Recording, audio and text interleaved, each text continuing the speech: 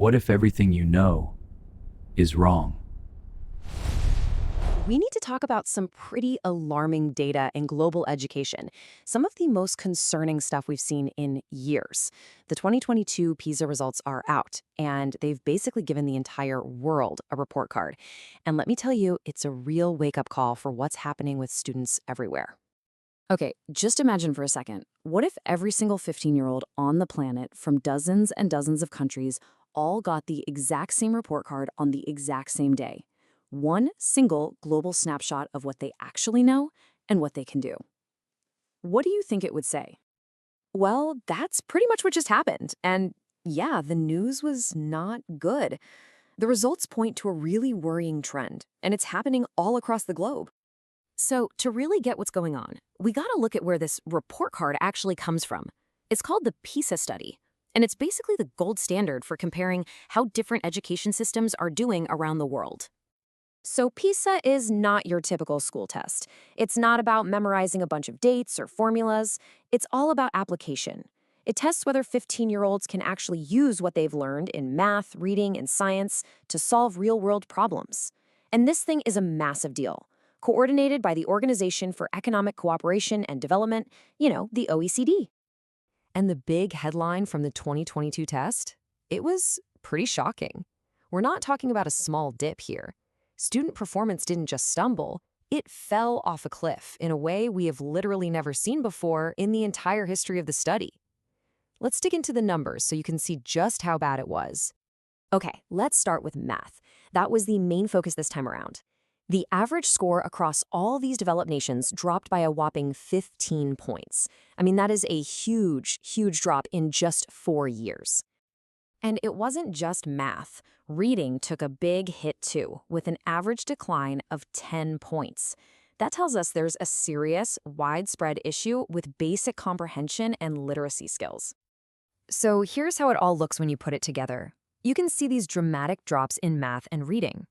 Now, science, that's interesting. It only had a small 2-point dip. But no matter how you slice it, the big picture is crystal clear. We're seeing a major slump in the core skills students need. Okay, so this is the million-dollar question, right? Why? What on earth happened between 2018 and 2022 that could cause a drop this steep pretty much everywhere? Well, the research points to what you might call a perfect storm of problems. Now, of course, the first thing that comes to mind is the pandemic and all the school closures. But the data shows it's deeper than that. We're also seeing more student anxiety, a real drop in motivation, and those persistent, stubborn gaps linked to a student's family background. And look, this isn't just about numbers on a page. This has real-world consequences. It means that about 1 in every 3 15-year-olds is now struggling to master the basics in at least one core subject. That means they might not have the skills they need for a decent job or for college, or just to be an engaged citizen. That is a massive problem, not just for them, but for all of us. Okay, so that's the bad news. And it's pretty bad. But here's the thing. The research isn't just showing us the problem, it's also pointing toward a solution.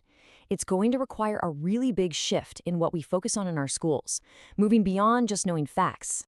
And that solution, that new priority, is all about something called critical thinking. It's not about what you know, it's about how you think. It's that ability to look at information, analyze it, reason through it, and figure out what's solid and what's not. It's a skill, sure, but it's also a mindset. Honestly, it might be the single most important thing a person needs to succeed today. Right, so critical thinking sounds great, but how do you actually teach it? It's not like a history date you can just memorize.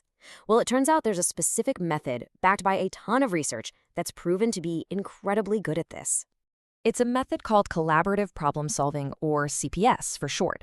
The idea is actually pretty simple, but it's so powerful. You get students to work together in small groups. You give them messy, complex, real-world problems, the kind that don't have an easy answer in the back of a textbook, and you let them wrestle with it together, debating, talking, and figuring it out. And the best part? We know this works. This isn't just a theory.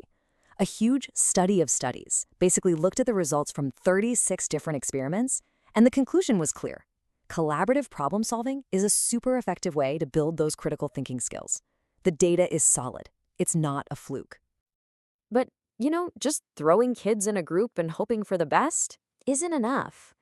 Like with anything, the devil's in the details. And the research doesn't just tell us that it works, it tells us exactly how to make it work best. The research actually gets super specific about what works. The biggest improvements happen in really small groups, like just 2 or 3 students. It works best when a teacher is there to guide the process, not just lecture. And here's the kicker. It has the biggest impact in math and science, the very subjects where we saw those massive score drops. So when you put it all together, the message is loud and clear. If we really want to turn things around, the data is pointing us in one very specific direction. Small groups, guided by a teacher, tackling complex problems, especially in math and science. When you look at all this, it really forces us to rethink what a classroom should even be. It suggests we need to move on from a model that was, frankly, built for a totally different time. Think about it. On one hand, you have the classroom of the past. A teacher lectures, students sit quietly and work by themselves, and the main goal is just memorizing information. But on the other hand, you have this new model. The teacher is more of a guide. Students are actively working together, and the goal is to build real critical thinking skills by solving actual problems.